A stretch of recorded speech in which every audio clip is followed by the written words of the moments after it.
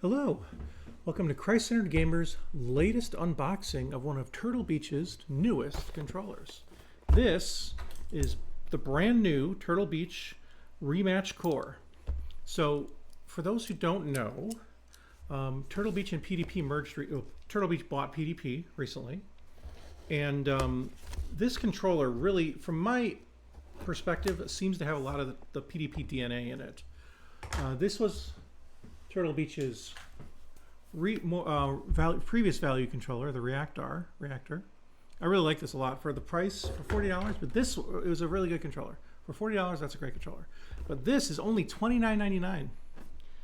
And it actually has all the expected Xbox functions for a wired controller. It has dual rumble motors and impulse triggers, all the buttons you'd expect.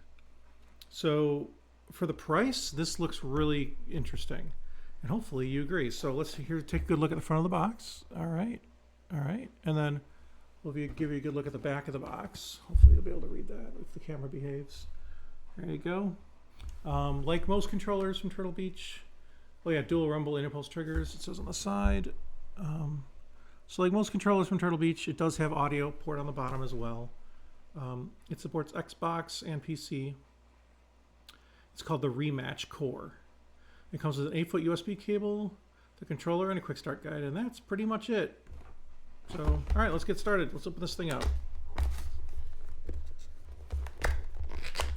For $29.99, I'm hoping this is a great value. So, there it is. Oh, and also I wanted to mention, thank you, Turtle Beach, for sending this to us to review. Great, appreciate that very much. So here is the box, the inside of the box. That looks like the cable fell out. Looks like a pretty standard USB-C cable, pretty much basic. It's interestingly, it's not branded. The most recent Turtle Beach controllers I reviewed from them had a branded cable, but this one does not. Here's the little quick start guide. Probably something similar to plug it in and turn it on, right? I don't know. And this is the yellow and camo version, I believe. So, as you can see, it's just in this little bag. There's really nothing else other than this bag and the controller. And that's that. So I'm going to put this off frame. Controller, wire. So first thoughts. I'm going to give you actually first a good look at the controller. All right. Hopefully you can see that there.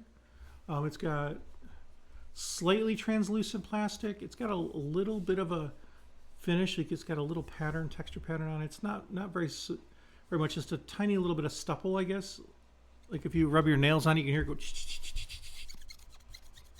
I don't know if the mic can pick that up. It's got these plastic, I don't even think they're rubber, just plastic caps on the sticks, and they're smooth. I kind of prefer textured ones, which this one has. This one has stubble textured around the stick, but this one does not. It's got a really flat button that's not shiny in any way. Very basic buttons. They seem like they should be okay. The D-pad is small, and that might be the biggest downside of this value controller right here.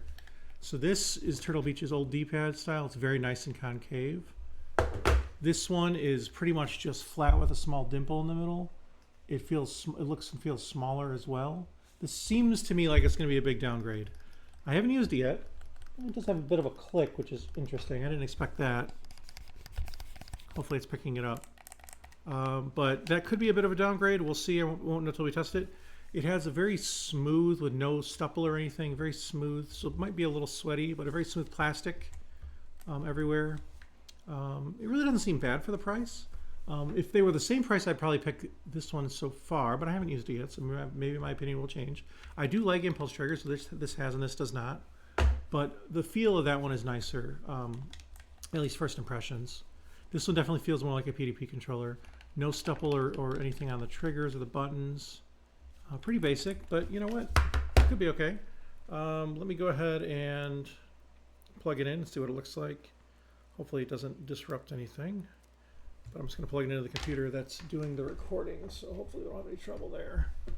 But yeah, this is a nice cable, which is good. I think 8-foot it said. And it rumbled when it turned on.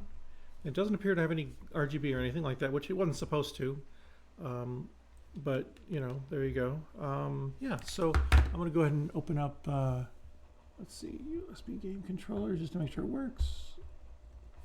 the old Windows standby. Actually, it's not showing up in there.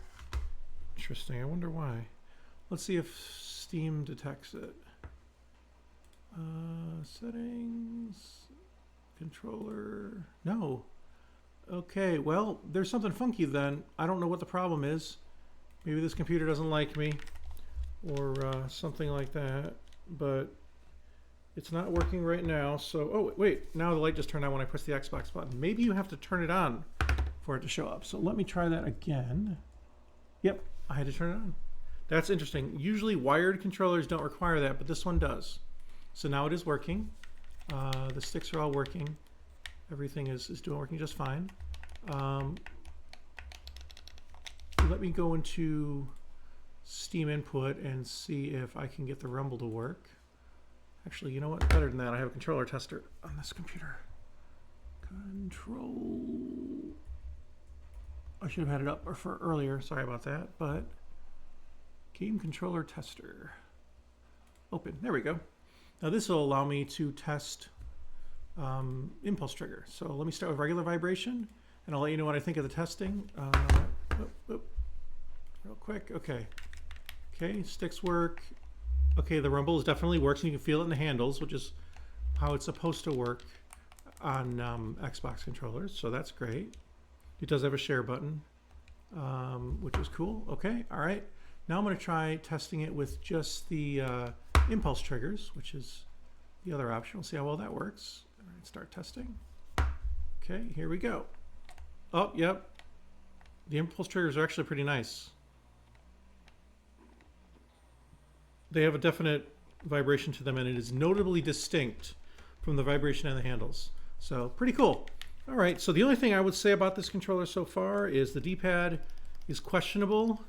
I would probably want to put rubber stick grips on these because these plastic are really slippery, and I think that's a shame, but that unfortunately is extra money spent. Maybe the D-pad will turn out to be good. It's, you know, the GBA had a small D-pad and it was pretty good, but so we'll have to test that out. But yeah, otherwise it seems like a pretty good controller. Definitely for the price, for $29.99, it's very good for the price. So I guess that's enough for my first impressions. Please look forward to the full written review. Take care, and God bless, and have a great day.